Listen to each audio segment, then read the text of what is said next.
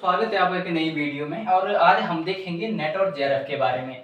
जब नेट और जेआरएफ की तैयारियां विद्यार्थी शुरू करते हैं तो उनके मन में बहुत सारे प्रश्न होते हैं। ठीक है, जब वो बीए कर रहे होते हैं तो बहुत सारे प्रश्न होते हैं। उस समय हमारे पास जो वो सोर्सेज नहीं होती है, पता नहीं होता कि कौन सा एग्जाम क्या होता है। तो देखिए, हम सबसे पहले नेट और जेआरएफ के बारे में शुरू करते हैं बात।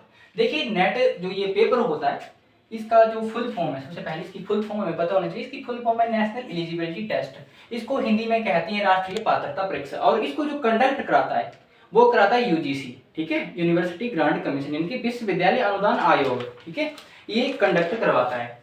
तो ये साल में 2 बार होता है, ठीक है, साल में ये 2 बार होता है। ये सारे प्रश्न आपको दिख रहे होंगे, मैं एक एक आपको बताऊंगा।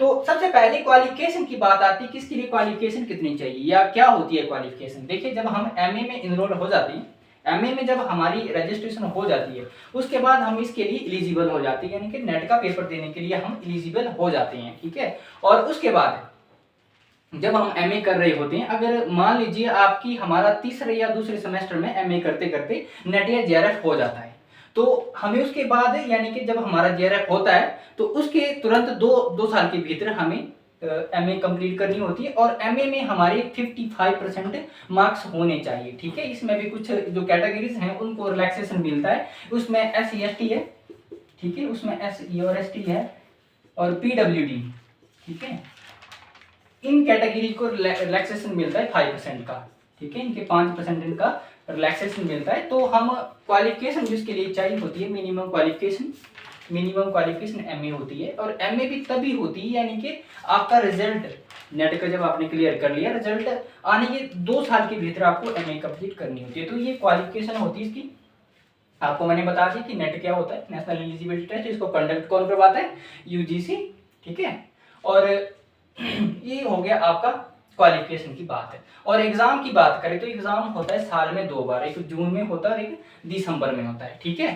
साल में दो बार आपका एग्जाम हो गया। उसके बाद रिजल्ट की बात करें तो रिजल्ट किस तरह से बनता है इसका, रिजल्ट किस तरह से बनता है, जितने विद्यार्थी पेपर देने के लिए बैठते हैं, यूजीसी का जो पेपर होता है उसमें जितने विद्यार्थी पेपर देने के लिए बैठते हैं, उनमें से यूजीसी ने एक क्राइटेरिया रखा हुआ कि 40% पे जो विद्यार्थी ऊपर होंगे, 40% जो ऊपर होंगे वो पास मान लिए जाते हैं, ठीक है। उस एग्जाम में क्या मान लिए जाते हैं? पास मान लिए जाते हैं उसमें। और 40% से जो जितने विद्यार्थी ऊपर होंगे वो पास मान लिए जाते हैं। और उनमें भी जो विद्यार्थी टॉप 6 के होंगे, टॉप 6% होंगे, उनको जो वो नेट और जेआरएफ उनका होता है, ठीक है। इस 6% में भी जो 1% विद्यार्थी होंगे, ठीक है, 1% विद्यार्थी होंगे, उनको जेआरएफ मिलता है। और जो 5% विद्यार्थी रहते हैं उनको नेट दिया जाता है। तो ये आपका इस तरह से हो गया, ठीक है। और आपको जेआरएफ का भी पता चल गया होगा कि नेट क्या है और जेआरएफ क्या है। आपको मैंने समझाने का प्रयास किया है, मैंने अलग से नहीं समझाया, मैंने इस तरह से आपको समझाने का प्रयास किया कि किस तरह से नेट मिलता है और किस तरह से जेआरएफ मिलता है। ये एक ही एग्जाम होता है। बहुत सारे विद्यार्थी कंफ्यूज होते हैं कि 2 तरह के एग्जाम होते हैं, इतने % हमें नंबर लेने पड़ते हैं। तो आप यहाँ पे फिर से समझ सकते हैं कि रिजल्ट जिस तरह से होता है, आपको मैंने बता दिया कि 40% से जो ऊपर के विद्यार्थी होंगे वो पास मान लिए जाते हैं इस एग्जाम में। और उसमें भी जो 6% विद्यार्थी होते हैं, जो टॉप उसमें 6% विद्यार्थी होंगे, उनको नेट दिया जाता है, ठीक है। और उनमें भी 6% में जो 1% विद्यार्थी होंगे उनको जेआरएफ मिलता है, ठीक है।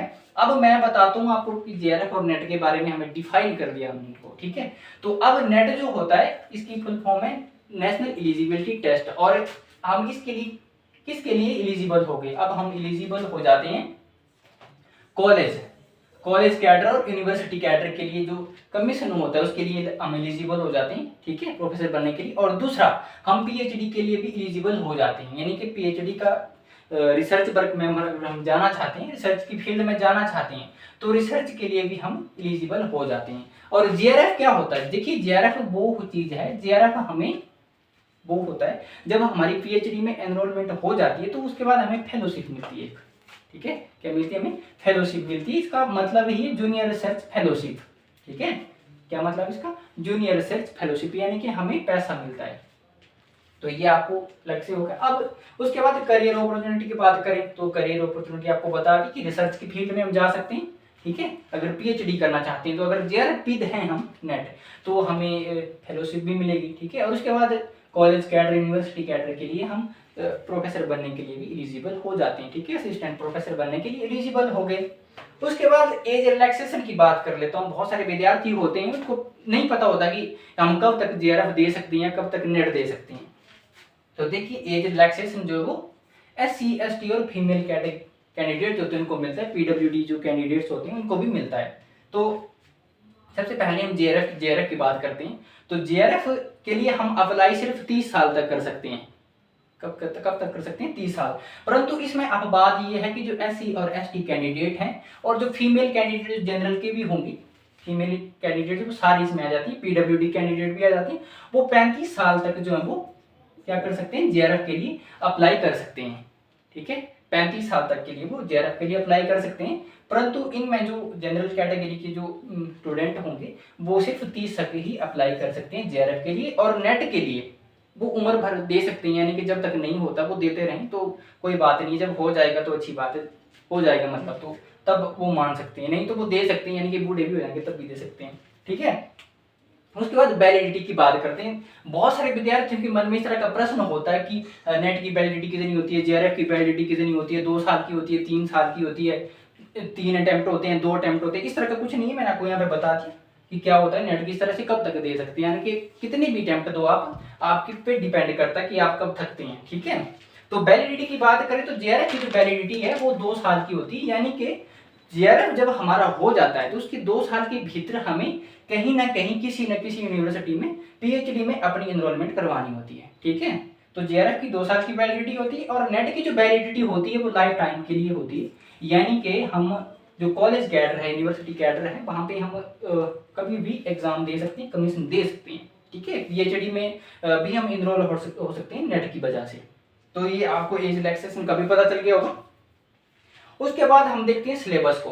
तो इसका सिलेबस क्या होता है नेट के पेपर का?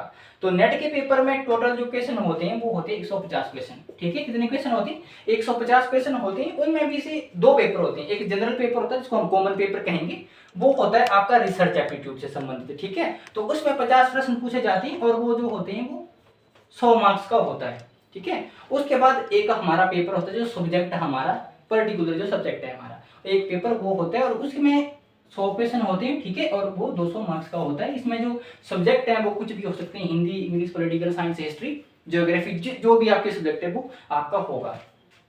तो मुझे लगता है कि आपको समझ आ गया होगा। अगर आपको कोई चीज़ समझ नहीं आती तो कमेंट बॉक्स में आप बता सकते हैं, और अगर आपके भी इसी तरह से कोई और प्रश्न हो तो आप मुझे कमेंट बॉक्स में बताइए, मैं आपकी हर संभव जो आपके प्रश्न होंगे उनको उत्तर देने की कोशिश करूंगा। तो तब तक के लिए बहुत धन्यवाद आपका।